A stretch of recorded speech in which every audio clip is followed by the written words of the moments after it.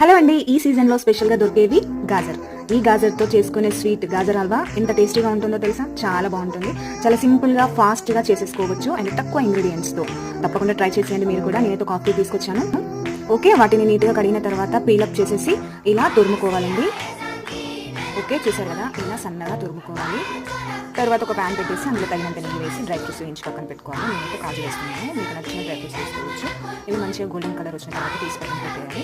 అదే నెయ్యిలో ఫస్ట్ తురుము పెట్టుకున్న గాజర్ ఉంది కదా, అది వేసేసుకొని పచ్చివాసన పోయేంత వరకు వేయించుకోవాలి. ఇందులో ఎంత ఎక్కువ నెయ్యి యాడ్ చేసుకుంటే అంత టేస్ట్ ఉంటుందన్నమాట. మధ్య మధ్యలో కొంచెం కొంచెం యాడ్ చేస్తూ ఉండండి. ఓకే అండి, ఈ గాజర్ అయితే మంచిగా ఫ్రై అయిపోయింది, మంచి స్మెల్ కూడా వచ్చేస్తుంది. ఇప్పుడు వెంటనే 1 కప్ షుగర్ యాడ్ చేసుకోవాలి. 1 కప్ గాజర్ తురుముకి 1 కప్ షుగర్ యాడ్ చేసుకోవాలి. వెంటనే కరిగిపోయి ఇలా జ్యూసీగా తయారైపోతుంది అనమాట. తర్వాత తగినంత ఇలాచి అలాగే వేయించి పెట్టుకున్న డ్రై ఫ్రూట్స్ వేసుకొని ఒక 2-3 మినిట్స్ అలా ఉడికించుకుంటే సరిపోతుందండి. ఎంత జ్యూసీగా రెడీ అయిపోయింది కదా, చూస్తుంటేనే నోట్లో నీళ్ళు ఊరుతున్నాయి కదా. తప్పకుండా ట్రై చేసి ఎలా వచ్చిందో కామెంట్ చేయండి.